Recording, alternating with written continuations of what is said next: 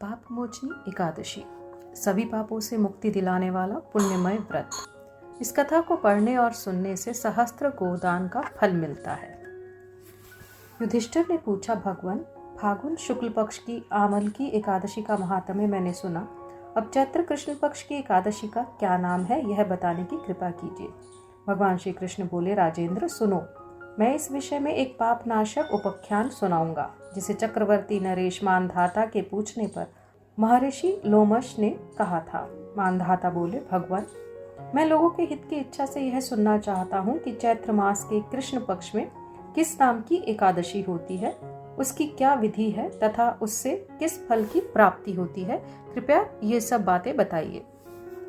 लोमेश जी ने कहा, नृपश्रेष्ठ, पूर्व काल की बात है। अप्सराओं से सेवित चैत्ररथ नामक वन में, जहाँ गंधर्वों की कन्याएं अपने किंकरों के साथ बाजे बजाती हुई विहार करती हैं, मंजूघोषा नामक अप्सरा मुनिवर मेधावी को मोहित करने के लिए गई।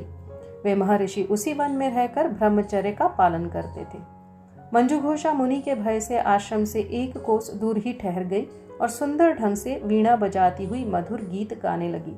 मुनि श्रेष्ठ मेधावी घूमते हुए उधर जा निकले और उस सुंदरी अप्सरा को इस प्रकार गान करते देख सेना सहित कामदेव से परास्त होकर बरबस मोह के वशीभूत हो गए। मुनि की ऐसी अवस्था देख मंजूघोषा उनके समीप आई और वीणा नीचे रखकर उनका आलिंगन करने लगी।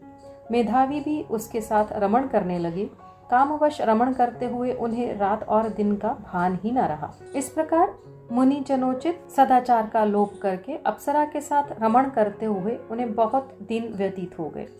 मंजूघोषा देवलोक में जाने को तैयार हुई। जाते समय उसने मुनि श्रेष्ठ मेधावी से कहा, ब्राह्मण, अब मुझे अपने देश जाने की आज्ञा दीजिए। मेधावी बोले, देवी, जब तक सवेरे की संध्या न हो जाए तब तक मेरे ही पास ठहरो। अप्सरा ने कहा, विप्रवर, अब तक ना जाने कितनी संध्याएं चली गईं। मुझ पर कृपया करके बीते हुए समय का विचार तो कीजिए। लोमश जी कहते हैं, राजन, अप्सरा की बात सुनकर मेधावी के नेत्र आश्चर्य से चकित हो उठे।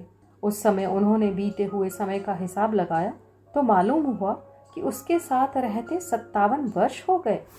उसे अपनी तपस्या का विनाश करने वाली जानकर मुनि को उस पर बड़ा क्रोध हुआ। उन्होंने शाप देते हुए कहा, पापिनी, तू पिशाची हो जा। मुनि के शाप से दग्ध होकर वह विनय से नतमस्तक होकर बोली, विप्रवर, मेरे शाप का उद्धार कीजिए। 7 वाक्य बोलने या 7 पद साथ साथ चलने मात्र से ही सत्पुरुषों के साथ मैत्री हो जाती है। ब्राह्मण, मैंने तो आपके साथ अनेक वर्ष व्यतीत किए हैं, अतः स्वामिन, मुझ पर कृपा कीजिए।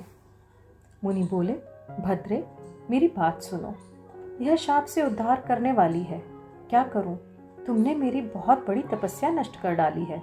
चैत्र कृष्ण पक्ष में जो शुभ एकादशी आती है उसका नाम है पाप मोचनी। वह सब पापों का क्षय करने वाली है। सुंदरी, उसी का व्रत करने पर तुम्हारी पिशाचता दूर होगी। ऐसा कहकर मेधावी अपने पिता मुनिवर च्यवन के आश्रम पर गए।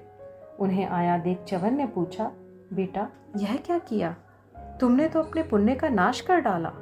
मेधावी बोले, पिताजी, मैंने अप्सरा के साथ रमण करने का पातक किया है। कोई ऐसा प्रायश्चित बताइए जिससे पाप का नाश हो जाए। च्यवन ने कहा, बेटा, चैत्र कृष्ण पक्ष में जो पाप मोचनी एकादशी होती है उसका व्रत करने पर पाप राशि का विनाश हो जाएगा। पिता का यह कथन सुनकर मेधावी ने उस व्रत का अनुष्ठान किया। इससे उनका पाप नष्ट हो गया और वे पुनः तपस्या से परिपूर्ण हो गए। इसी प्रकार मंजूघोषा ने भी इस उत्तम व्रत का पालन किया। पाप मोचनी का व्रत करने के कारण वह पिशाच योनि से मुक्त हुई और दिव्य रूप धारणी श्रेष्ठ अप्सरा होकर स्वर्ग लोक में चली गई। राजन, जो श्रेष्ठ मनुष्य पाप मोचनी एकादशी का व्रत करते हैं उनका सारा पाप नष्ट हो जाता है। इसको पढ़ने और सुनने से सहस्त्र गोदान का फल मिलता है। ब्रह्महत्या, सुवर्ण की चोरी, सुरापान और गुरु पत्नी गमन करने वाले महापातकी भी इस व्रत के करने से पाप मुक्त हो जाते हैं। यह व्रत बहुत पुण्यमय है। ओम नमो भगवते वासुदेवाय। सनातन और वैदिक इतिहास से जुड़ने के लिए कृपया इस चैनल को सब्सक्राइब करें